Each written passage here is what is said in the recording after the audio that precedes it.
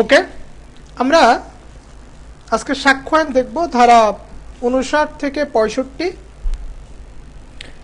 যারা গতকালকে লাইভটি দেখেছেন তারা জানেন যে আমি গতকালকে 59, 60 এবং 32, 33 ধারা শেষ করেছিলাম। আমি আপনাদেরকে বলেছিলাম যে যারা এই লাইভের সাথে যুক্ত থাকবেন তাদেরকে আলাদা করে ব্যাচে কোচিংয়ে পড়তে হবে না, আমি সেভাবেই শেষ করে দিব এই লাইভ ক্লাসের মাধ্যমে। এবং লাইভ ক্লাসটি হয় 11টার পর, নির্দিষ্ট কোনো টাইম নেই, তবে 11টার পর। তো আমরা যতটুকু গতকালকে পড়েছিলাম ঠিক সেখান থেকে আমরা শুরু করব, সেই বিষয়টা একটু রিভিশন দিয়ে। এই লাইভের শেষ পর্যায়ে আমরা যাব হচ্ছে কুইজে। সেখানে আমরা ধারাভিত্তিক পড়ব যে এটা কোন ধারাতে বলছে, ওটা কোন ধারাতে বলছে, যাতে করে জাম্পিং সিস্টেমের মাধ্যমে আমরা ধারাটা ভুলে না যাই। আমরা সবাই জানি যে ধারাটা মনে রাখাটা টাফ, এই কারণে আমরা যদিও একই ধারা বারবার প্রতিদিন পড়তেছি, তবুও আমাদের মনে রাখার জায়গাটা কিন্তু পরিষ্কার হয়ে যাচ্ছে। নিপা সরকার বলছেন, দাদা কেমন আছেন? দাদা ভালো আছি। আপনারা সবাই কেমন আছেন? কে কোথা থেকে বলছেন? আমি আপনাদের সাথে আছি মিঠুন সাহা, LLB LLM, ঢাকা বিশ্ববিদ্যালয়। সবার প্রতি শুভকামনা রেখে আমি শুরু করছি। আমরা গত লাইভে দেখেছিলাম সেকশন 59 সাক্ষ্য আইনের যে সকল ঘটনা মৌখিক সাক্ষ্য দ্বারা প্রমাণ করা যায়, কি প্রমাণ করা যায় না সেটাও দেখছিলাম। এবং একই সাথে দেখছিলাম যে মৌখিক সাক্ষ্য বলতেছি, ওরাল এভিডেন্স বলতেছি, এই ওরাল এভিডেন্সের নেচারটা কিরকম হবে? ওরাল এভিডেন্সের নেচারটা হবে ডিরেক্ট, সরাসরি প্রত্যক্ষ হবে। এবং আমরা এটাও দেখছিলাম গত লাইভ ক্লাসে, আপনারা কেউ যদি একটা লাইভ ক্লাস মিস করেন তাহলে দেখবেন যে আপনি বুঝতে পারবেন না, মানে আপনার বোঝার জায়গাটা গ্যাপ সৃষ্টি হয়ে যাবে। কারণ আমি যেখান থেকে শেষ করব সেখান থেকে পরবর্তী লাইভ ক্লাসটা শুরু করব, এবং প্রতিদিন কিন্তু লাইভ ক্লাসটা হবে। সোমা আক্তার আপু শেয়ার করছে, অসংখ্য ধন্যবাদ। যারা শেয়ার করে তাদেরকে আমি ভালোবাসি, কারণ সবাই প্রচার চায়, আমি নিজেও প্রচার চাই। এই কারণে যে এই সহজ উপস্থাপনাটা, সহজ প্রেজেন্টেশনটা, ইজি প্রেজেন্টেশনটা প্রত্যেকটা আইনের স্টুডেন্টের কাছে পৌঁছে যাক। আমিও স্টুডেন্ট, ওকে। তো আমরা দেখছিলাম যে ওরাল এভিডেন্স ইনডিরেক্ট হলেও মৌখিক সাক্ষ্য পরোক্ষ হলেও সাক্ষ্য হিসেবে প্রাসঙ্গিক হতে পারে। সেটা আমরা রেফারেন্স হিসেবে ধারা ব্যবহার করেছিলাম 32 এবং 33। তাহলে আমরা গত লাইভ ক্লাসে পড়েছিলাম 59, 60, ধারা 32 ও 33। 32 এবং 33 ধারার সাথে একটু সূক্ষ্ম পার্থক্য আছে। যদি আপনাদের সামনে খাতা থাকে তাহলে একটু লিখে রাখবেন, কারণ ভাইভাতে এটা একটা কমন প্রশ্ন যে সাক্ষ্য আইনের 32 এবং 33 ধারার মধ্যে পার্থক্য কি। আচ্ছা, আমি আপনার কাছে একটা স্টেটমেন্ট দিলাম, আমি আপনার কাছে ওরাল স্টেটমেন্ট দিলাম, মৌখিক একটা বিবৃতি দিলাম। এই মৌখিক বিবৃতি দেওয়ার পরে আমাকে আর খুঁজে পাওয়া যাচ্ছে না, বাট আমাকে কোন একটা মামলায় সাক্ষী করা হলো, তার মানে আমি সাক্ষ্য দিব, বাট আমি তো নাই ভাই, আমাকে তো খুঁজে পাওয়া যাচ্ছে না, বা আমি মরে গেছি, বা আমি এমন একটা জায়গায় আছি সেখান থেকে আনতে গেলে প্রচুর পরিমাণে ব্যয় হবে বা বিচারে বিলম্ব ঘটবে। এই অবস্থায় আমার সেখান থেকে আসা পসিবল না। তো আমি ওরাল স্টেটমেন্টটা দিয়ে রাখছি, বাট আমি আপনার কাছে যে ওরাল স্টেটমেন্টটা দিছি, আমি কি এটা ভেবে দিছি যেটা পরবর্তীতে সাক্ষ্য হিসেবে ব্যবহার হবে? এটা ভেবে কি আমি আপনার কাছে দিছি? এটাকে আমি কোন আদালতের কাছে দিছি সাক্ষ্যটা? না, এটা একটা পার্সনের কাছে বলছি, একটা ব্যক্তির কাছে বলছি। আমার অ্যাবসেন্সে, আমার অনুপস্থিতিতে সেই ব্যক্তি আদালতের নিকট আমার দেওয়া ওরাল স্টেটমেন্টটা সে ব্যবহার করছে আদালতে, যেটা সাক্ষ্য হিসেবে প্রাসঙ্গিক হয়েছে। কোন হিসাবে? আমি কিন্তু ভাই ওরাল এভিডেন্সটা দেই নাই। তাহলে তখন ওরাল এভিডেন্সটা কি ছিল?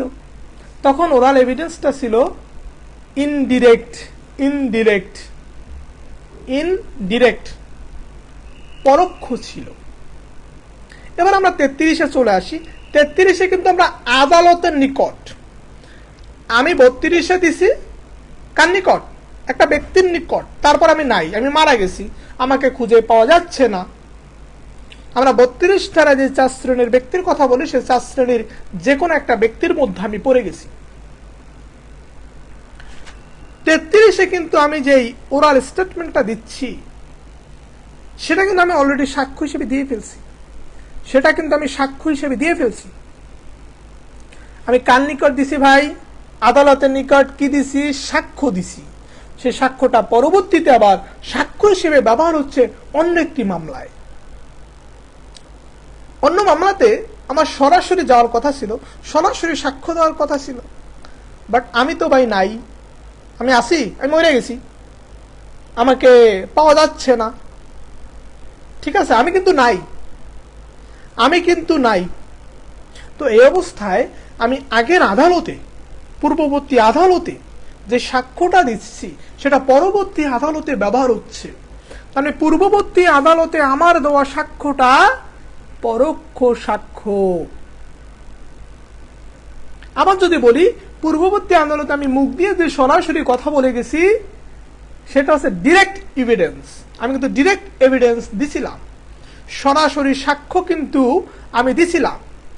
কিন্তু আমি তো ভাই এখন নাই, আমি মরে গেছি, ঠিক না? আমাকে খুঁজে পাওয়া যাচ্ছে না। এই আদালতে যে আমি স্টেটমেন্টটা দিছি, এটা যখন অন্য একটা আদালতে সাক্ষ্য হিসেবে ব্যবহার হবে,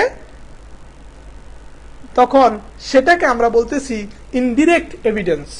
তার মানে হচ্ছে ওরাল এভিডেন্স বা মৌখিক সাক্ষ্য পরোক্ষ হলেও সাক্ষ্য হিসেবে প্রাসঙ্গিক হয়, সাক্ষ্য হিসেবে রিলেভেন্ট হয়। তাহের জুয়েল ভাই শেয়ার করছি, অসংখ্য ধন্যবাদ দাদা। মিষ্টি রাইট আপু শেয়ার করছি, অসংখ্য ধন্যবাদ। যারা বড় মনের মানুষ, যারা চায় যে একটি ছেলে যেই উদ্যোগটা নিছে, যে কাজগুলো করতেছে, এই কাজগুলোকে ছড়িয়ে দেওয়া দরকার প্রত্যেকটি ল স্টুডেন্টদের মাঝে। মানে যারা এটাকে ধারণ করে তারা অবশ্যই শেয়ার করবেন, তারা অবশ্যই শেয়ার করবেন। আমি আমার ব্যক্তি জীবনেও বিশ্বাস করি যে কোঅপারেশন এমন একটা বিষয়, যে বিষয়টা আপনাকে বড় করবে, ইভেন যার সাথে আপনি কোঅপারেট করতেছেন তাকেও বড় করবে। মানে বিষয়টা যদি এরকম হয় যে আপনার প্রতিনিয়ত ইনকাম, আপনার মাসে ইনকাম 20,000 টাকা, আপনার মাসে ইনকাম 20,000 টাকা, আপনি অন্যকে সহযোগিতা করার মাধ্যমে আপনার ইনকাম হতে পারে 30,000 টাকা। সেটা ভালো নাকি আমি কারো ধারে পাশে নাই, আমার যে ইনকাম আছে আমি সেটা নিয়েই থাকবো? কোনটা ভালো? কোঅপারেশন এমন একটা শক্তি। সজীব সাহা দাদা শেয়ার করেছেন, অসংখ্য ধন্যবাদ দাদা। ওকে, তো আমরা 59, 60, 32, 33 আমরা একটু আগে দেখলাম 32 এবং 33-র মধ্যে পার্থক্য। তার মানে 32 হচ্ছে কোনো আদালতে দেওয়া হয় না, 33 হচ্ছে একটা আদালতে দেওয়া হয়, এবং উভয় ক্ষেত্রেই সেটা ইনডিরেক্ট এভিডেন্স হয়ে যায়, সেটা পরোক্ষ সাক্ষ্য হয়ে যায়। ক্লিয়ার? এবার আমরা চলে আসি, আমরা দেখলাম আমরা 59 থেকে 65 পড়ব। এবং যারা পূর্ববর্তী লাইভটি দেখেছেন, গতকালকে লাইভটি, প্রতিদিন কিন্তু লাইভ হবে রাত 11টার পরপর, বাট টাইমটা আমি বলতে পারতেছি না, এই কারণ আমি নির্দিষ্ট টাইমে আসাটা আমার জন্য টাফ হয়ে যায়। এই কারণে 11টার পরপর আপনারা একটু নজর রাখবেন। আব্দুল্লাহ মুস্তাকিম ভাই, দাদা 4টি গ্রুপে শেয়ারিং কমপ্লিট, অসংখ্য ধন্যবাদ দাদা, খুব ভালো লাগে, খুব ভালো লাগে। এবং আমি পরোপকারী মানুষদেরকে, মানে তাদের সাথে আমার সম্পর্কটা ভালো থাকে আর কি, কেন জানি হয়তোবা আমি ওই রকম আর কি, খারাপ, হয়তোবা আমি খারাপ লোক। আচ্ছা, যাই হোক, এখন আমরা তাহলে ওরাল এভিডেন্সের জায়গাটা শেষ করে ফেললাম। এবার আমরা 61-এ যাব। 61 ধারা 61 সাক্ষ্য আইন। আমরা যেভাবে পড়তেছি, আমার ভিতরে কিছু রাখতেছি না, এমন ভাবে পড়তেছি প্রিলি রিটেন ভাইবা আপনার কাভার হয়ে যাবে, এবং আপনাকে আলাদাভাবে ব্যাসে বা আমার কাছে টাকা দিয়ে আপনাকে জুমে পড়তে হবে না, কারো কাছে পড়তে হবে না যদি লাইভগুলো করেন। ধারা 61 এবং আমি যে ধারাগুলো পড়তেছি সেই ধারাগুলো কেন্দ্রিক যদি আপনার প্রশ্ন থাকে তাহলে প্রশ্নটা করবেন, তাহলে একসাথে ক্লিয়ার হয়ে যাব। ধারা 61 বলছে, ধারা 61 যাওয়ার আগে আমরা একটু 59 যাই। দেখেন পড়াটাকে কিভাবে সম্পর্ক করতে হয়। আমি কিন্তু বাচ্চা মানুষ ভাই, আমার বয়স 26 বছর, আমি খুব বেশি জানি বিষয়টা এরকম না, আমি যতটুকু জানি ততটুকু বলার চেষ্টা করতেছি। তো আপনার সেকশন 59 যান। সেকশন 59 কিন্তু বলছে যে সকল ঘটনা মৌখিক সাক্ষ্য দ্বারা প্রমাণ করা যায়। সেকশন 59 বলছে সকল ঘটনা মৌখিক সাক্ষ্য দ্বারা প্রমাণ করা যায়, তবে the contents of document দলিলের বিবরণ বা দলিলের বিষয়বস্তু মৌখিক সাক্ষ্য দ্বারা প্রমাণ করা যায় না। দলিলের বিবরণ মৌখিক সাক্ষ্য দ্বারা প্রমাণ করা যায় না। এখন আপনার মনে প্রশ্ন জাগে না যে তাহলে দলিলের বিবরণ আমি প্রমাণ করব কি দিয়া? প্রশ্ন জাগে না এটা? আমরা তো দেখলাম যে সকল ঘটনা মৌখিক সাক্ষ্য দ্বারা প্রমাণ করা যায়, তবে দলিলের বিবরণ মৌখিক সাক্ষ্য দ্বারা প্রমাণ করা যায় না। দ্য কন্টেন্টস অফ ডকুমেন্ট দলিলের বিবরণ মৌখিক সাক্ষ্য দ্বারা প্রমাণ করা যায় না। তাহলে এখন দলিলের বিবরণ প্রমাণ করতে হবে, দলিলের বিষয়বস্তু প্রমাণ করতে হবে, রাইট? এবার দলিলের বিষয়বস্তু আমরা প্রমাণ করব কিভাবে? প্রথমত আমরা দেখি সাক্ষ্য আছে টু টাইপস, দুই প্রকার। একটা হচ্ছে ওরাল এভিডেন্স আর একটা হচ্ছে ডকুমেন্টারি এভিডেন্স। আচ্ছা, আমি যেভাবে পড়তেছি তার সাথে আরো ভালোভাবে বলা আছে আমার YouTube channel MS live point, আমি কমেন্টে দিয়ে দিছি, এটা ইউটিউবে সার্চ দিবেন পেয়ে যাবেন। সেখানে 574টি ভিডিও আছে শুধু আপনাদের জন্য। MS লাইভ পয়েন্ট আমার ইউটিউব চ্যানেলের লিঙ্কটা এখানে দেওয়া নেই, লিখে দেওয়া আছে, ওটা সার্চ করবেন। আমি লাইভ শেষে লিঙ্কটা দিয়ে দিব, সেটা সাবস্ক্রাইব করে নেবেন এবং এই টপিকগুলো গোছানোভাবে বোর্ডে বোঝানো হয়েছে, সেখান থেকে দেখে নেবেন। ওকে, তাহলে সুবিধা হবে। তো যাই হোক, দ্য কন্টেন্টস অফ ডকুমেন্ট এখন প্রমাণ করব কিভাবে? এর আগে আমরা জানি যে এভিডেন্স হচ্ছে টু টাইপস, সাক্ষ্য হচ্ছে দুই প্রকার। সাক্ষ্য কয় প্রকার? দুই প্রকার। কি কি? ওরাল এভিডেন্স মানে মৌখিক সাক্ষ্য, আর একটা হচ্ছে ডকুমেন্টারি এভিডেন্স মানে হচ্ছে দালিলিক সাক্ষ্য। নিপা সরকার সাবস্ক্রাইব করছে আমি ইউটিউব চ্যানেল, অসংখ্য ধন্যবাদ আপু। তাহলে ওরাল এভিডেন্স আর একটা হচ্ছে ডকুমেন্টারি এভিডেন্স, দালিলিক সাক্ষ্য। মৌখিক সাক্ষ্য আর হচ্ছে দালিলিক সাক্ষ্য। তাহলে মৌখিক সাক্ষ্যের বিষয়টা কিন্তু আমরা 59, 60, 32, 33-তে পড়ে ফেলছি। তা মৌখিক সাক্ষ্য নিয়ে আমরা এখন আর কথা বলবো না। আমরা এখন চলে যাই সেকশন 61। আমরা 59-এ দেখছি যে দলিলের বিবরণ ছাড়া সকল ঘটনা মৌখিক সাক্ষ্য দ্বারা প্রমাণ করা যায়। এবার 61-এ গিয়ে বলছে দলিলের বিবরণ প্রমাণ করতে হয় কিভাবে? দলিলের বিবরণ প্রমাণ করতে হয় কিভাবে? দলিলের বিবরণ প্রমাণ করতে হয় দালিলিক সাক্ষ্য দ্বারা। দলিলের বিবরণ প্রমাণ করতে হয় ডকুমেন্টারি এভিডেন্স দ্বারা। আচ্ছা ভাই, এই দালিলিক সাক্ষ্য আবার কয় প্রকার? দালিলিক সাক্ষ্য দুই প্রকার, আমরা সবাই জানি না? দালিলিক সাক্ষ্য হচ্ছে দুই প্রকার, একটা হচ্ছে প্রাথমিক সাক্ষ্য আর একটা হচ্ছে মাধ্যমিক সাক্ষ্য। আচ্ছা, আমরা একটু গুরুত্বপূর্ণ টপিকে মানে একটু যে জায়গাগুলো একটু কনফিউশন আছে আমাদের, সেই জায়গাতে যাচ্ছে। এই কারণে বলবো যে আপনারা একটু সবাই একটু একযোগে একটু শেয়ার করে দিবেন, একযোগে শেয়ার করে দিবেন যাতে সংখ্যাটা বাড়ে, অনেকের কাছে এই লেকচারটা পৌঁছায়। একটু শেয়ার করে দেন, আমি 30টা সেকেন্ড সময় নিচ্ছি।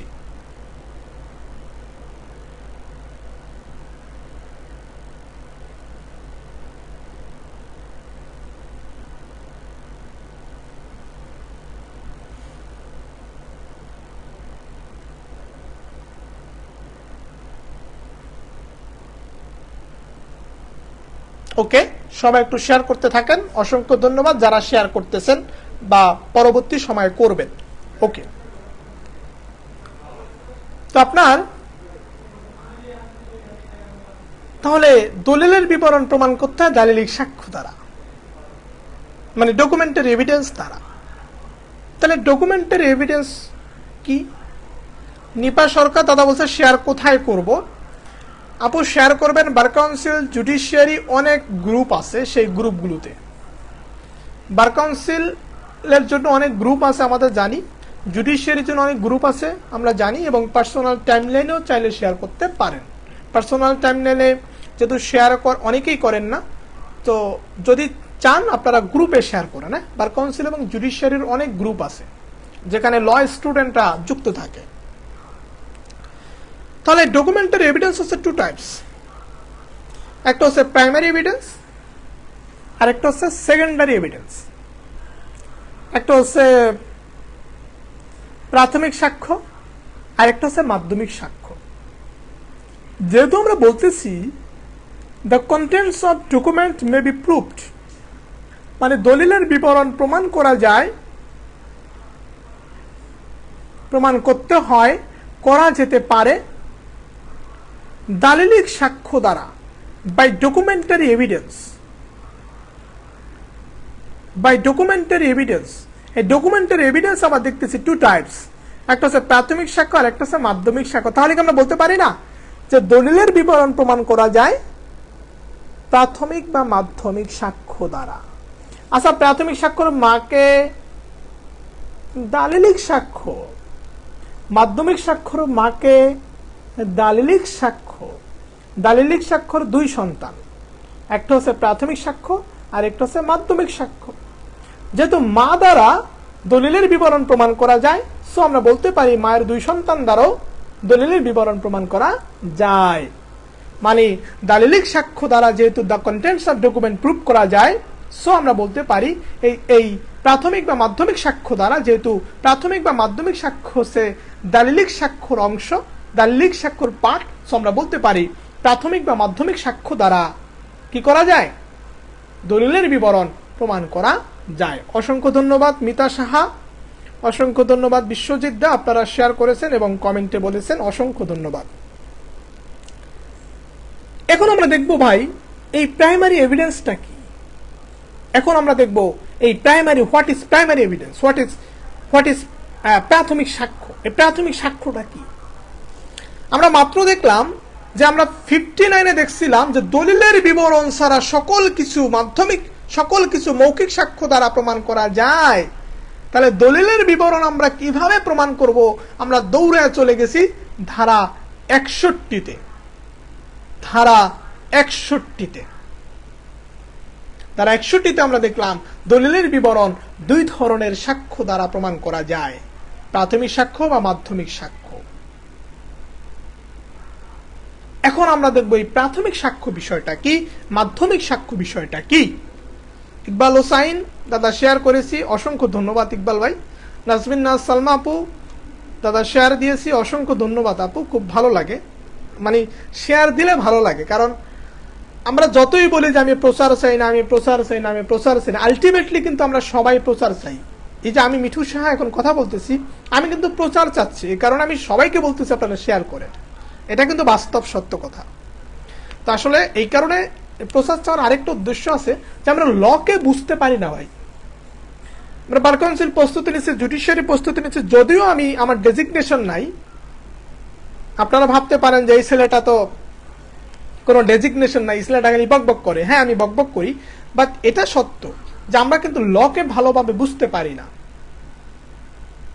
আমরা কিন্তু লকে কিভাবে পড়তে হবে সেটা জানি না। আর আমরা বলি আমরা পাশ করি না, পাশ করি না, পাশ করি না। আর মিঠুন শাহ তাদের নিয়েই কথা বলে যারা পাশ করতে চায় টেনে টুনে, যারা মিঠুন শাহর মতো নরমাল স্টুডেন্ট তাদের নিয়ে মিঠুন শাহ কথা বলে। আপনারা যারা এ প্লাস ধারী, এ প্লাসের চিন্তা করেন তারা লাইভ দেখবেন না প্লিজ। যারা শুধু পাশ করার চিন্তা করেন তারা শুধু দেখে যাবেন। আর এখন পড়ার প্যাটার্ন চেঞ্জ হয়ে যাচ্ছে, এই কারণে কোশ্চেন প্যাটার্ন চেঞ্জ হয়ে যাচ্ছে। কোশ্চেন প্যাটার্নের সাথে মিল রেখে আমি কথা বলতেছি। যেমন বার কাউন্সিল লিখিত সাজেশন কিন্তু আমি লিখেছিলাম এবং সেখানে আমি দেখাইছি যে 3টা প্রশ্ন হুবহু আসছে। 27 তারিখের পরীক্ষায় আমার বই থেকে 3টা 68 পৃষ্ঠা ছোট্ট একটা বই, সেই বই থেকে 3টা প্রশ্ন বার কাউন্সিল লিখিত পরীক্ষা আসছিল। আপনারা 27 তারিখ পরীক্ষার আমার কথা হচ্ছে পড়বো কম, কাজ করবে বেশি, এটা হচ্ছে কথা। আমার কাজ করবে A+ পাওয়ার জন্য না, কাজ করবে শুধু পাশ করার জন্য। মেডিসিন হবে শুধুমাত্র পাশ করার জন্য। ফখরুল আলম ভাই দাদা শেয়ার করছি, অসংখ্য ধন্যবাদ। আব্দুল্লাহ মুস্তাকিম ভাই মগ ভাইবার গ্রুপ সহ 10টি গ্রুপে শেয়ার করেছে, অসংখ্য ধন্যবাদ দাদা, খুব ভালো লাগে। নিপা সরকার 5টা গ্রুপে শেয়ার করছে, অসংখ্য ধন্যবাদ আপু, খুব ভালো লাগে। এভাবেই ছড়িয়ে যাক যে আইনকে সহজে পড়া যায়, এই স্লোগানটা। ওকে, এখন আমরা দেখব primary evidence. What is primary evidence বা প্রাথমিক সাক্ষ্য কি?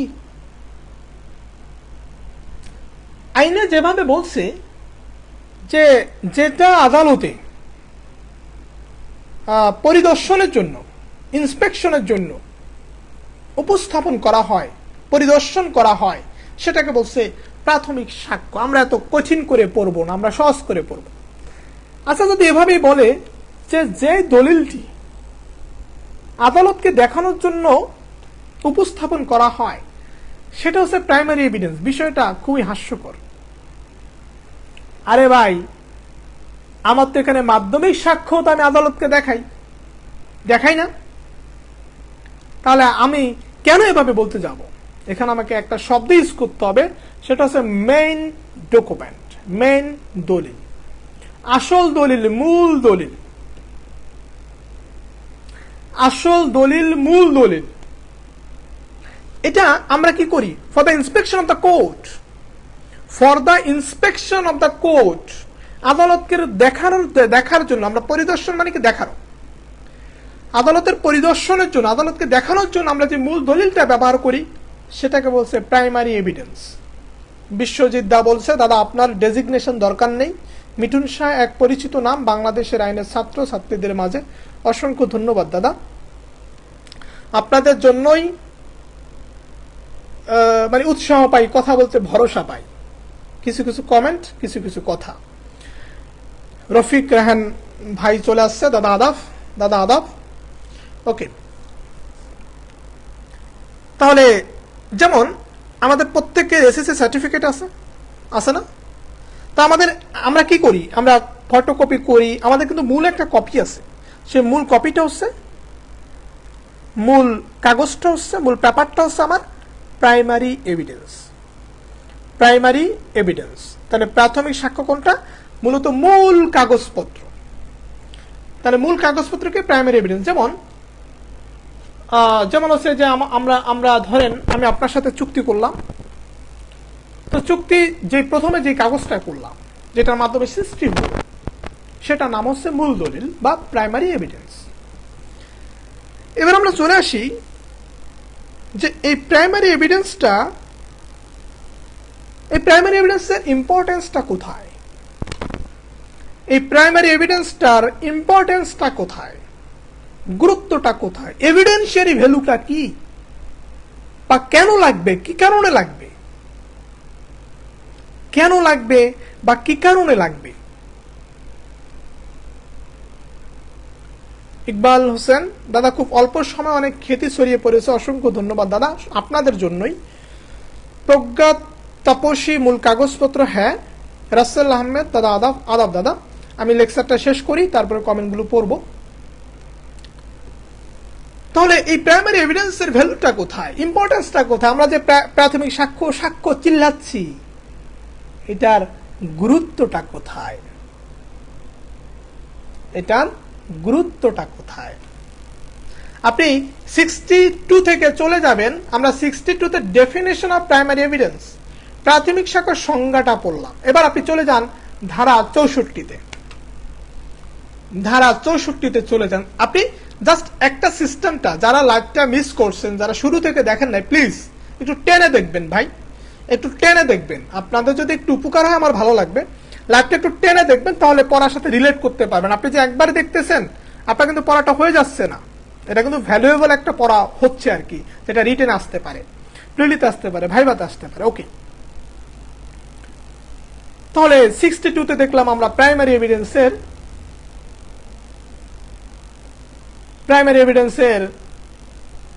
আপনার কি দেখলাম।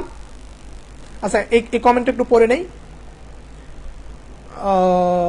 রাজন আহমেদ, আমি 2 দিন ধরে লাইভ শুনি, খুবই ভালো লাগে, অনেক শিখার আছে, আমি পরবর্তী এমসিকিউ পরীক্ষার্থী। রাজন আহমেদ দাদা এটা বলছেন। আচ্ছা রাজন ভাই, আপনি কোন ব্যক্তির শেয়ার থেকে আপনি জানছেন যে মিঠুন শাহ এখানে প্রতিদিন রাত 11টার পর লাইভ ক্লাস নেয়? তাহলে যারা শেয়ার করেন তাদেরকে স্যালুট, কারণ আপনার শেয়ারের মাধ্যমেই, যারা শেয়ার করেছেন তাদের শেয়ারের মাধ্যমেই হয়তোবা রাজন আহমেদ ভাই পেয়েছেন যে এই পেজে লাইভ ক্লাস হয়। তাহলে দেখেন এই হাজারো রাজন আহমেদ যেন উপকৃত হয়, এটা হচ্ছে আমার বক্তব্য। এই কারণে আমি শেয়ারের কথা বলি।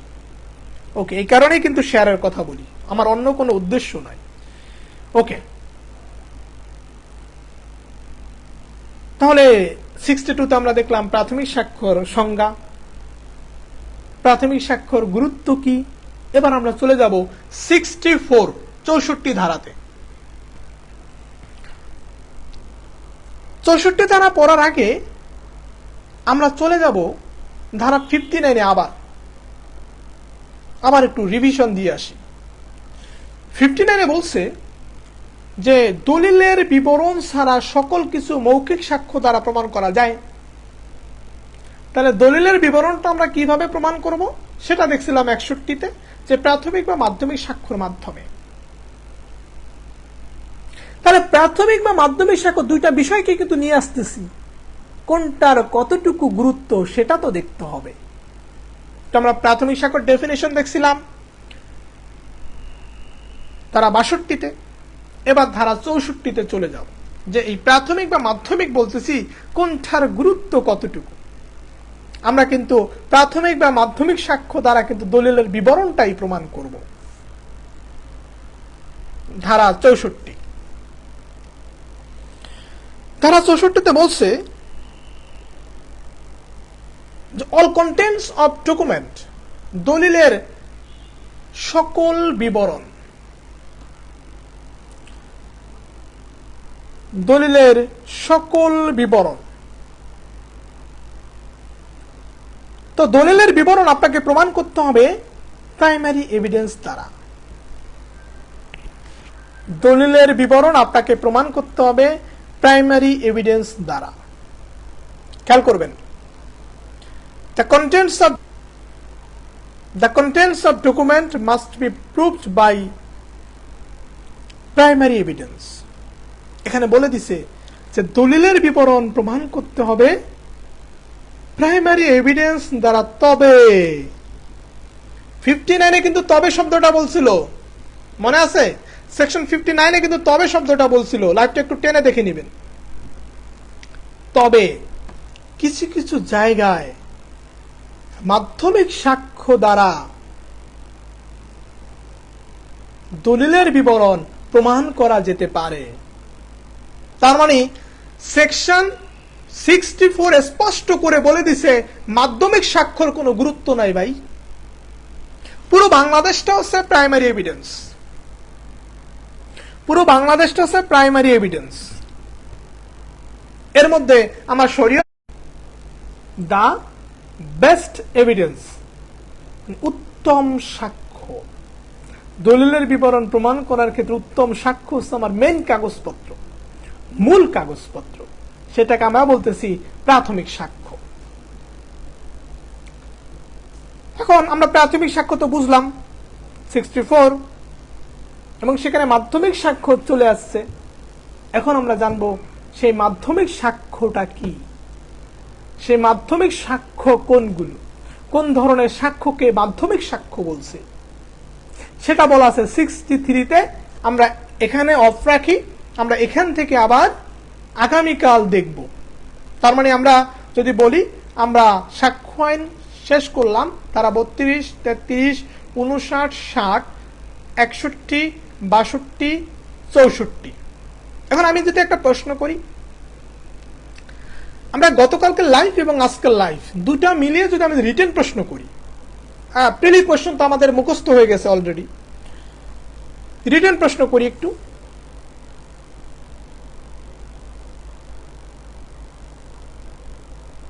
Oral evidence can be indirect.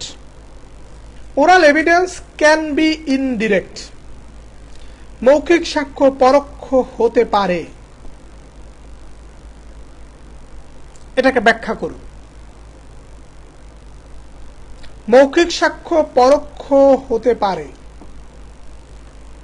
এটাকে যদি আরেকটু মডিফাই করি তাহলে দাঁড়ায়, আমি যদি বলি মৌখিক সাক্ষ্য পরোক্ষ হলেও, একটু লিখেন, মৌখিক সাক্ষ্য পরোক্ষ হলেও সাক্ষ্য হিসেবে প্রাসঙ্গিক। ক্রিটিক্যাল অ্যানালাইসিস করুন। আবারও প্রশ্নটা বলি, মৌখিক সাক্ষ্য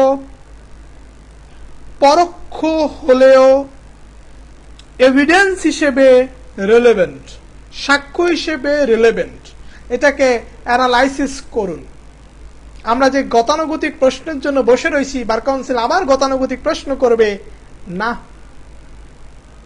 জুডিশিয়ারি গতানুগতিক প্রশ্ন করবে না, বিভিন্ন ল নিয়োগ কর্মকর্তা, আইন নিয়োগ কর্মকর্তা, সেখানে আইন কর্মকর্তা নিয়োগে সেখানে গতানুগতিক প্রশ্ন করবে না।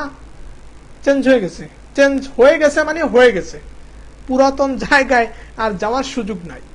প্রশ্ন আবারও বলি, মৌখিক সাক্ষ্য ইনডিরেক্ট হলেও সাক্ষ্য হিসেবে প্রাসঙ্গিক হয়।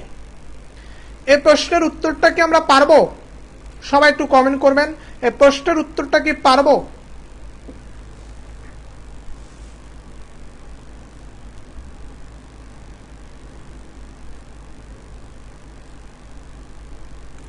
সবাই বলছেন 32-33।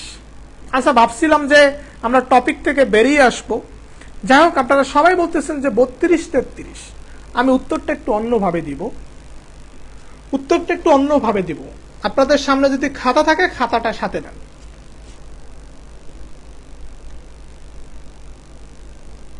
আপনাদের সামনে যদি খাতা থাকে তাহলে খাতাটা সামনে নেন।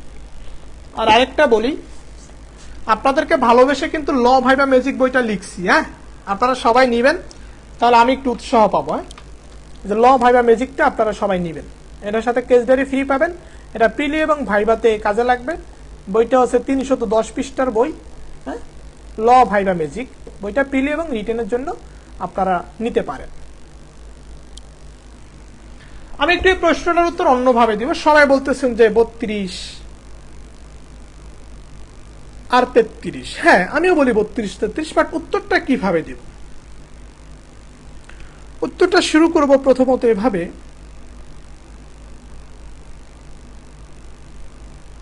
যে oral evidence must be direct. মৌখিক সাক্ষ্য প্রত্যক্ষ হতে হয়। এটা ধারা 60-তে বলছে, এটা ধারা 60-এ বলছে। তার মানে ধারা 60 অনুযায়ী,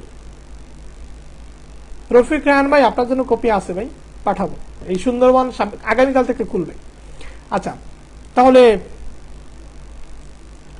তার মানে হচ্ছে শোনা সাক্ষ্য বা মৌখিক সাক্ষ্য পরোক্ষ হলে সেটা প্রাসঙ্গিক নয়। মৌখিক সাক্ষ্য পরোক্ষ হলে সেটা প্রাসঙ্গিক নয়।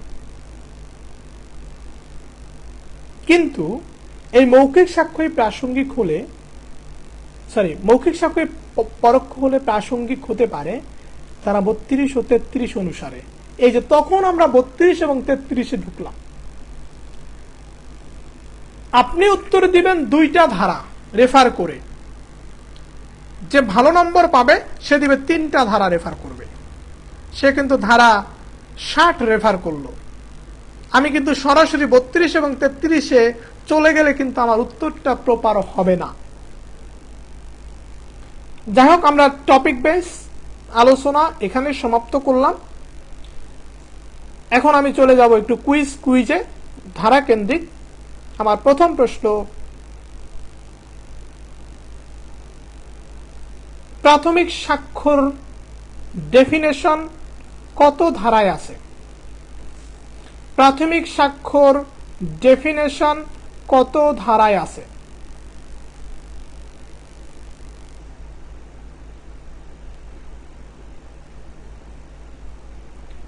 প্রাথমিক স্বাক্ষর ডেফিনেশন কত ধারায় আছে?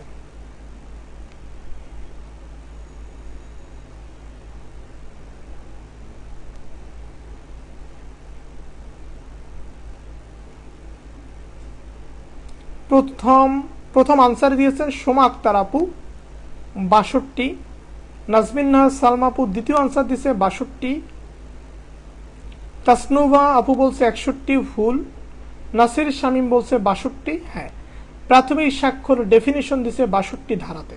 বিশ্বজিৎ দা বলছে ৬২, তাহার জুয়েল ভাই বলছে ৬১, ৬১ হবে না ৬২, সজীব শাহ বলছে ৬২। আচ্ছা,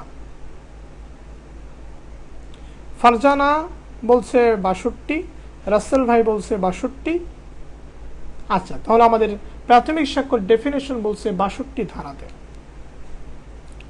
red wings ৬২, Fakhrul Alam ৬২, Nazmul Hossain ৬২। Okay, next প্রশ্ন। শুভ্র বলছে ৬২। আচ্ছা, নেক্সট প্রশ্ন। আমি প্রথম 3টা কমেন্ট পড়ব। ইকবাল হোসেন ৬২, একটু দ্রুত কমেন্ট করবেন, প্রথম 3টা কমেন্ট পড়া হবে ফার্স্ট সেকেন্ড থার্ড আকারে। সারওয়ার সরকার বলছে ৬২। আচ্ছা, হাবিবুর রহমান ভাই যুক্ত আছেন। সাইদুর রহমান বলছেন ৬২, তাহার জুয়েল ভাই বলছে ৬২ সংশোধন করে। ফেরদৌসি মুক্তা আপু আছে, ফারজানা আপু বলছে ৬২। আচ্ছা, রফিক রেহান ভাই বলছে ৬২, পেপুল হোসেন বলছে ৬২। ওকে, তাহলে আমরা প্রাথমিক স্বাক্ষর ডেফিনেশন বলছে ৬২, সুকান্ত চৌধুরী বলছে ৬২। ওকে, নেক্সট প্রশ্ন।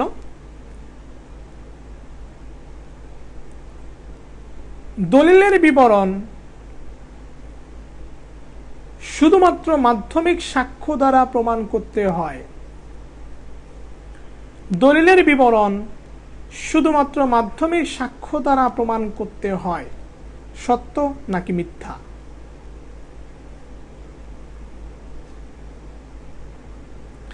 দলিলের বিবরণ শুধুমাত্র মাধ্যমিক সাক্ষ্য দ্বারা প্রমাণ করতে হয়, সত্য নাকি মিথ্যা?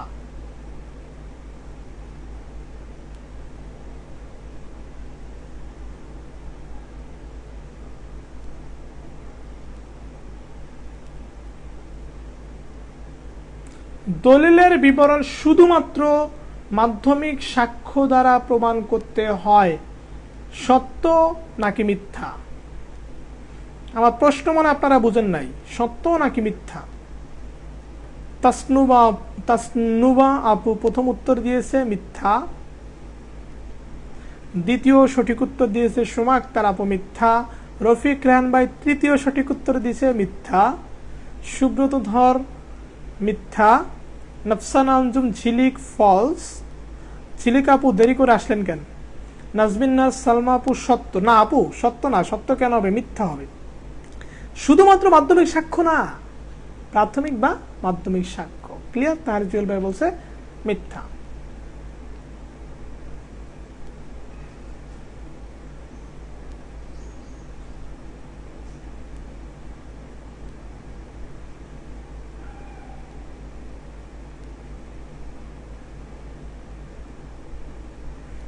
রেড উইংস মিথ্যা, আব্দুল্লাহ মুস্তাকিম ভাই মিথ্যা, শুভ্রদা মিথ্যা, রাসেল আহমেদ ভাই মিথ্যা। আচ্ছা, নাজমুল হোসাইন মিথ্যা, বিশ্বজিৎ দা মিথ্যা। আচ্ছা, ওকে, এফ পিপল হুসাইন, আলাউদ্দিন শৌকত ভাই বলছে রং, স্মৃতি রহমান বলছে মিথ্যা। স্মৃতি আপু ভালো আছেন? আমাদের সাথে যুক্ত আছেন নাফিজ আহমেদ, আজকে মানে নতুন যুক্ত হলো। মুনতাসির মোর্শেদ বলছে মিথ্যা। ওকে,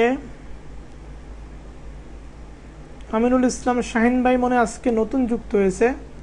আচ্ছা আচ্ছা, যারা এই মুহূর্তে আছেন তাদেরকে বলে রাখি, প্রতিদিন রাত 11টার পর এই পেজে লাইভ ক্লাস হয় এবং আপনারা ভিডিও শুরুতে দেখবেন যে আমি টপিক বেস আলোচনা শুরু করি, পরবর্তীতে কুইজ যাতে ধারাকে একটু মনে রাখার জন্য। ওকে, পারপিচুয়াল ইনজাংশন আদালত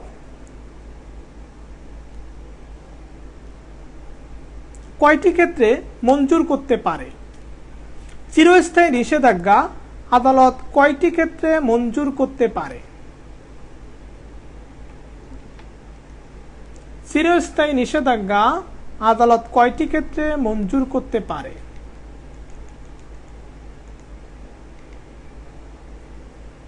চিরস্থায়ী নিষেধাজ্ঞা আদালত কয়টি ক্ষেত্রে মঞ্জুর করতে পারে?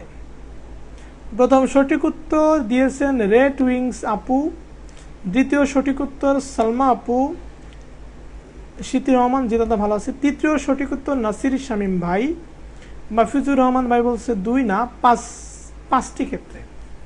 আপনারা যদি 54 ধারাতে যাই, সোমা আক্তার বলছে 5 ভাবে। আমরা যদি এসআর অ্যাক্টের 54 ধারাতে যাই তখন দেখব যে 5টি ক্ষেত্রে 5টি জায়গায় চিরস্থায়ী নিষেধাজ্ঞা আদালত মঞ্জুর করতে পারে। Perpetual injunction may be granted by the court in 5। আচ্ছা, রফিক রায়হান ভাই বলছে 5, সুব্রতা বলছে 5, তাহের জুয়েল ভাই বলছে 5, নীলাঞ্জন সিদ্ধান্ত প্রান্ত, আপনি মানে আজকে নতুন যুক্ত হয়েছেন, দাদা বলছে ফলস, আগের প্রশ্নের উত্তর। বিশ্বজিৎ দা বলছে 5, শাহাদাত ভাই বলছে 5, রাসেল আহমেদ ভাই বলছে 5, শীতি রহমান বলছে 5, পেপুল হোসেন বলছেন 5। ওকে, নেক্সট প্রশ্ন, ফারজানা আপু বলছে 5। নেক্সট প্রশ্ন,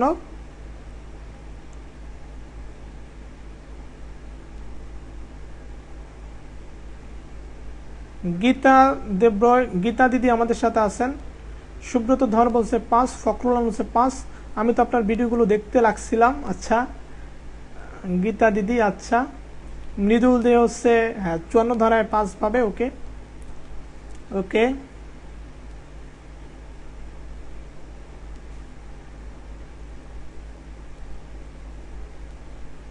সুনির্দিষ্ট প্রতিকার আইনের 21 ক ধারাতে কি আছে?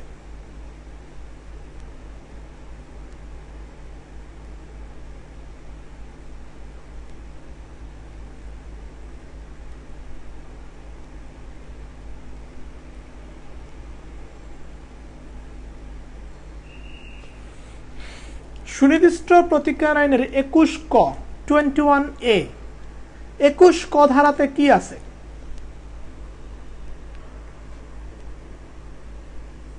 21 ক, সালমা আপু 21 ক, 21 ক 21A, যেটা 2004 সালে যুক্ত হয় অ্যামেন্ডমেন্টের মাধ্যমে, যে ধারাটা।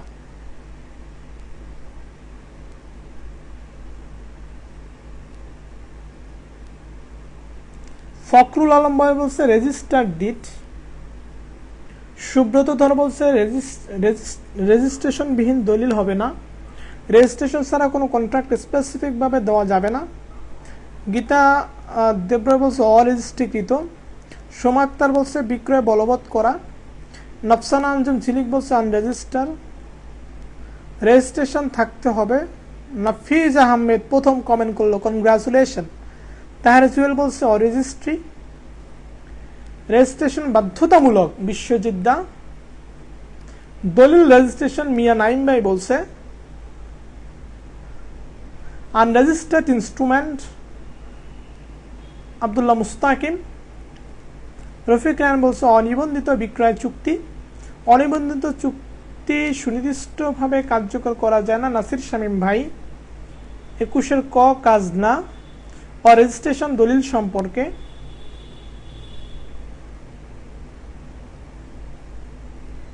এটা আমি একটু বলি, যেখানে বলছে যে আমি আপনার সাথে চুক্তি করলাম, বিক্রয় চুক্তি করলাম, আমি আপনার কাছে কোনো কিছু বিক্রি করছি।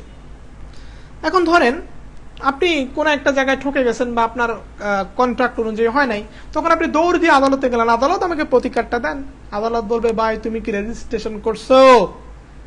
তখন আপনি বলবেন না, তাহলে বলবে তাইলে তো তুমি কোনো প্রতিকার পাবা না। ক্লিয়ার? তার মানে রেজিস্ট্রেশন ইজ মাস্ট ফ্রম 2004। না, এটা কার্যকর হয় 2000, আমি যদি ভুল না করে থাকি 1 জুলাই 2005। 2005 সালের 1 জুলাইয়ের পর থেকে কেউ যদি আনরেজিস্টার্ড সেল ডিড করে তাহলে সেটা এনফোর্স করতে পারবে না। ক্লিয়ার? ওকে,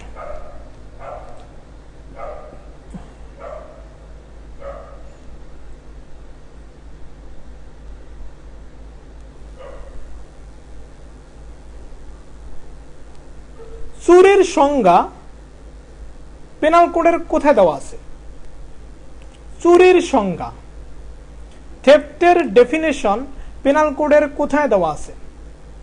রফিক রায়হান ভাই বলছে 1 জুলাই 2005, গীতা দিদি বলছে 1 জুলাই 2005, শাহাদাত ভাই বলছে 2005। ওকে, চুরির সংজ্ঞা পেনাল কোডের কত ধারায় আছে? গুড, প্রথম সঠিক উত্তর নাসির শামীম ভাই, সজীব শাহ দ্বিতীয়, রফিক রায়হান ভাই হয় নাই, রফিক রায়হান ভাই হয় নাই, নাজমিন সালমা আপু তৃতীয়, মাহফুজুর রহমান চতুর্থ। চুরির সংজ্ঞা দেওয়া আছে পেনাল কোডের 378 ধারায়।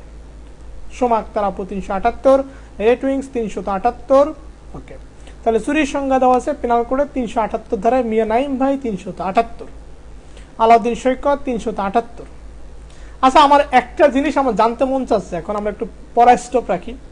বিশ্বজিৎ দা 378। আচ্ছা, এই যে মিতা শাহ বলছে 378, ফারজানা আপু বলছে 378। একটা জিনিস আমার জানতে মন চাচ্ছে যে যারা এই যে আমরা কিছুদিন ধরে এই কুইজ খেলতেছি বা ধারাকেন্দ্রিক পড়াশোনা করতেছি, এতে কি এটা হচ্ছে যে আপনি এক বছরে যেই মানে এক বছর ধরে যারা পড়াশোনা, আমি ধরে নিলাম যে আমি এক বছর ধরে পড়াশোনা করতেছি কিন্তু ধারাকে রিভাইজ করতে পারতেছি না,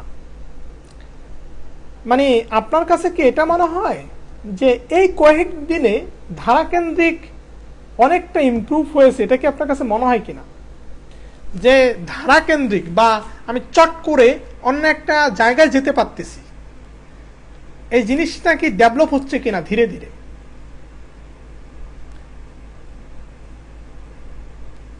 যে এক জায়গা থেকে আরেক জায়গায়, একান থেকে আরেক জায়গায় যে জাম্পিং করতে পারতেছি বা আমি মাথায় নিতে পারতেছি বা পারতেছি না, এটা ফিলিংস হচ্ছে কিনা, ফিল আসছে কিনা, বা আমি এক বছরে যে জিনিসটা রিকভার করতে পারি নাই সেই জিনিসটার একটু হলো ডেভেলপ হয়েছে কিনা এই কয়দিনে একটু বলবেন। তার জুয়েল ভাই বলছে জি, সোমা আক্তার বলছে জি, শাহাদাত বলছে জি, you are great sir, Subrata. আচ্ছা, স্যার কেন বলেন ভাই? স্যার বললে খুব মাইন্ড করি আমি ভাই। আমার 2013 সালে আছে ইন্টারমিডিয়েট, আমি আপনাদের মতো স্টুডেন্ট। নাজমিন সালমাপু জি জি দাদা, বিশ্বজিৎ দা খুব উপকৃত হচ্ছি, রফিক রায়হান দাদা অবশ্যই দাদা, নাসির শামীম ভাই হচ্ছে, তাহের জুয়েল অনেক হয়েছে, আচ্ছা অসংখ্য ধন্যবাদ। নফসান আঞ্জুম ঝিলিক আপু ইয়েস, আচ্ছা। আব্দুল্লাহ মুস্তাকিম ভাই ইয়েস দাদা। সজীব শাহ দাদা ভাইভা ক্যান্ডিডেট হিসেবে কনফিডেন্স পাচ্ছি, আচ্ছা খুব ভালো লাগতেছে। মিতা শাহ হ্যাঁ দাদা, ইউ রাইট। আলাউদ্দিন সৈকত আচ্ছা। Practice makes a man perfect, Iqbal Hossain good. Mahfuzur Rahman জি, না আমার নিজেরও ডেভেলপ হচ্ছে অবশ্য। গীতা দিদি আমি গতকাল থেকে জয়েন করেছি, আমার কাছে এটা খুব দরকার ছিল। আচ্ছা দিদি, আপনি আগের লাইভগুলো দেখে নেবেন এবং আমার ইউটিউব চ্যানেল থেকে দেখে নেবেন। হ্যাঁ, ফখরুল আলম ইয়েস দাদা, মৃদুল দে হচ্ছে বিশ্বজিৎ দা হ্যাঁ দাদা, পেপুল হোসাইন ইয়েস আচ্ছা, রেড উইংস জি দাদা।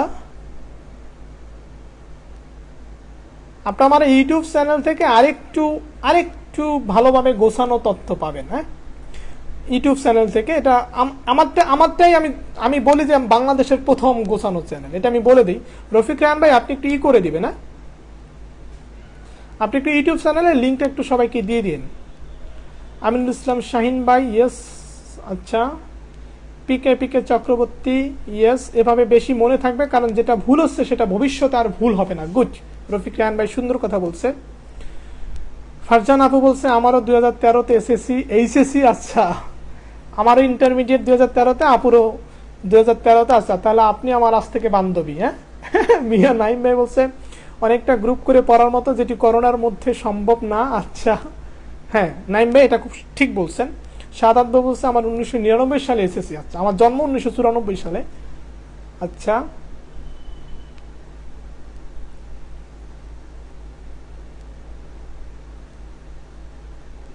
না আমার কাছে মনে হচ্ছে যে আমি নিজেও উপকৃত হচ্ছি।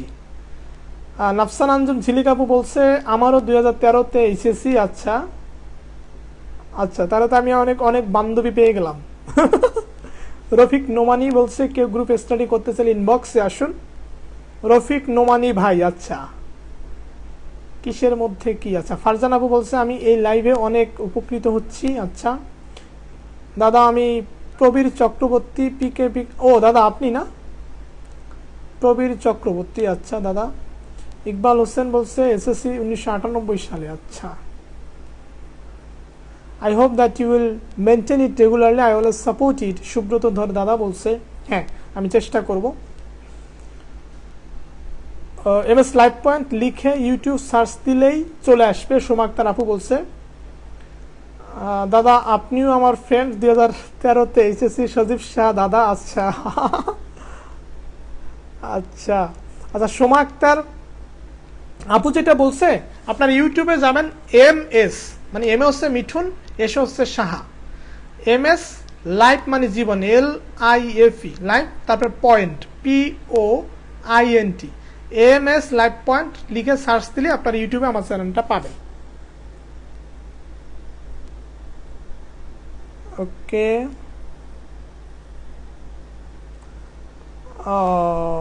ইয়াসিন রহমান বলছে 1993-তে এসএসসি। আচ্ছা 1993-তে এসএসসি ইয়াসিন ভাই, আর আমার জন্ম 1994-তে। Thanks God. ফখরুল আলম হচ্ছে দাদা বলছে এসএসসি 1993-তে। আচ্ছা, আপনার গ্রুপে দালালের আবির্ভাব ঘটে গেছে দাদা। রফিক রাহান,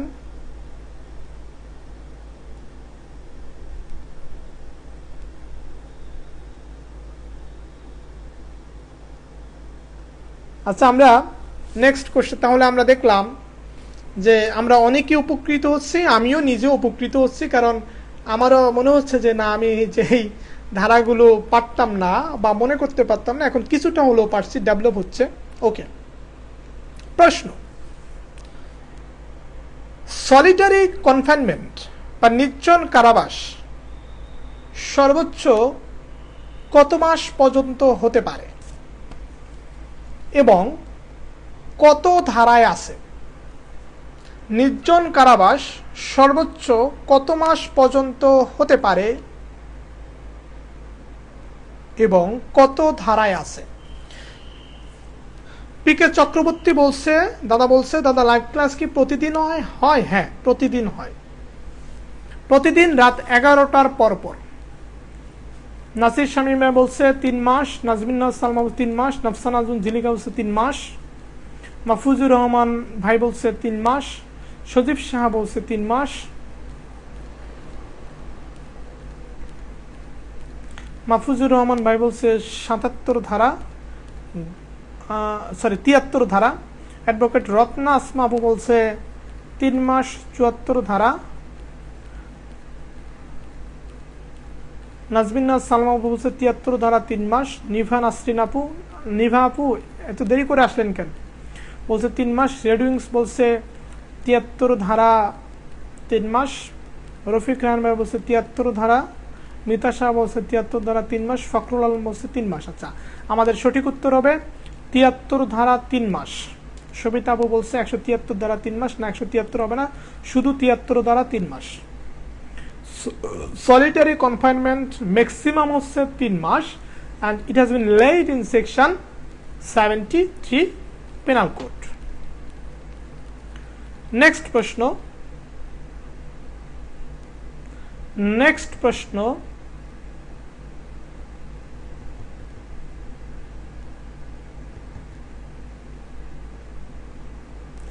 next প্রশ্ন,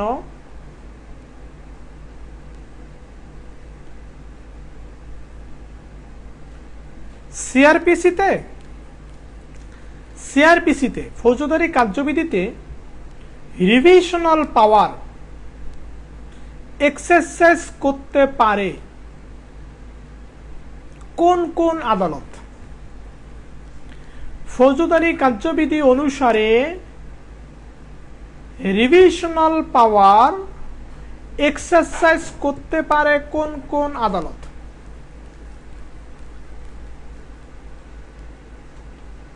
উপস্থিতি অনেক কম, মাত্র 52 জন। আপনারা মনে হয় শেয়ার টেয়ার করতেছেন না, ঠিক না? এখানে নাসির শামীম ভাই বলছে দায়রা আদালত, হাইকোর্ট ডিভিশন। সজীব শাহ বলছে high court division and session. Gita দিদি বলছে দায়রা ও হাইকোর্ট।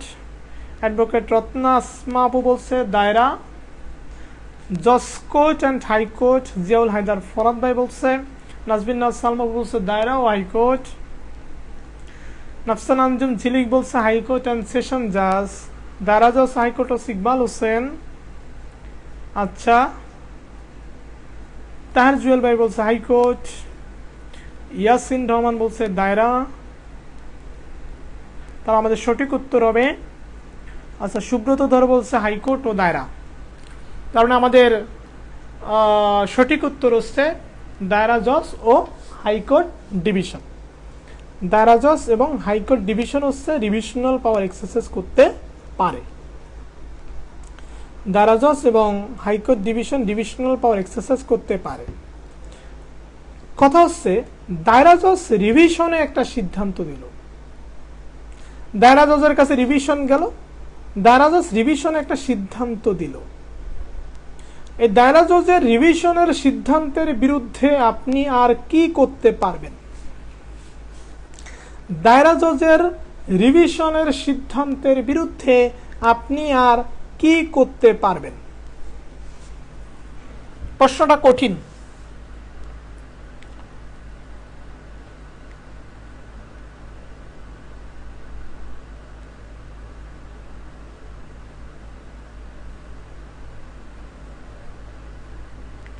ইকবাল হোসেন বলছেন চূড়ান্ত। পলাশ হোসেন বলছেন কিছুই না। ইয়াসিন রহমান বলছেন রিট। নাসির শামীম বলছেন কিছুই করার নাই। আচ্ছা, সজীব সাহা বলছে কিছু না, ইটস ফাইনাল। নাফসান আঞ্জুম ঝিলিক বলছে চূড়ান্ত সিদ্ধান্ত। বিশ্বজিৎ দা বলছে চূড়ান্ত। অ্যাডভোকেট রত্না আপু বলছে কিছু না। মিয়া নাইম বলছে ভাই বলছে ফাইনাল। রেডউইং বলছে এটাই ফাইনাল। 339-এর চূড়ান্ত।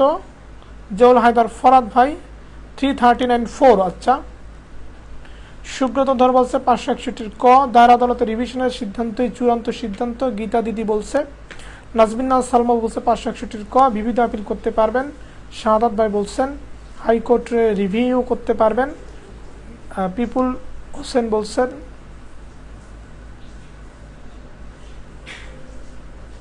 চূড়ান্ত। ফখরুল আলম ভাই বলছেন। আব্দুল্লাহ মুস্তাকিম ভাই বলছেন আপিল করা যায়। দায়রা জজের সিদ্ধান্ত। ইকবাল হোসেন বলছেন দায়রা জজের রিভিশন হাইকোর্টের রিভিশন হিসেবে গণ্য হবে, তবে 561 করা যেতে পারে। পলাশ হোসেন বলছেন।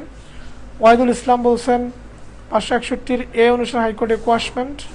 জিয়াউল হায়দার ফরাদ বলছেন 561 কোয়াশমেন্ট আবেদন করা যায়।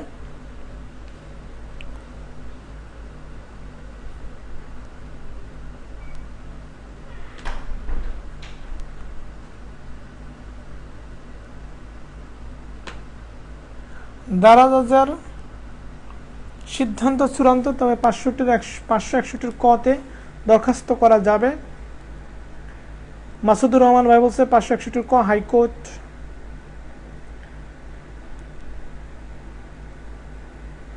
ওকে, তাহলে আমরা দেখলাম যে দায়রা জজের রিভিশনের ডিসিশনের চূড়ান্ত ঠিক আছে, বাট আমরা কোয়াশমেন্টের জন্য আবেদন করতে পারবো 561 এ অনুসারে। দায়রা জজের রিভিশনের সিদ্ধান্তই চূড়ান্ত, তবে 561 ক অনুসারে আমরা কোয়াশমেন্টের আবেদন করতে পারবো, মানে এটা বাতিল করার জন্য আবেদন করতে পারবো, একটা দরখাস্ত করতে পারবো। ক্লিয়ার? আজকে যারা নতুন আছেন বা দেখছেন তাদেরকে বলি, রাত 11টার পরপর আমরা প্রতিদিন লাইভ করি, আগামীকালকেও থাকবো। আপনারা সবাই সঙ্গ দিবেন এবং সবাই শেয়ার করে প্রত্যেকটা ল স্টুডেন্ট, ল শিক্ষার্থীর মাঝে ছড়িয়ে দিবেন। আজকের মতো থাকছি, আপনারা সবাই ভালো থাকুন। শুভরাত্রি। আবার আগামীকাল দেখা হবে। সবাই সবার জন্য শুভকামনা রাখবেন, যেন সবাই সুস্থ সবলভাবে আবারও আগামীকাল লাইভে অংশ নিতে পারি। ভালো থাকুন, সুস্থ থাকুন, সবার জন্য শুভকামনা থাকলো।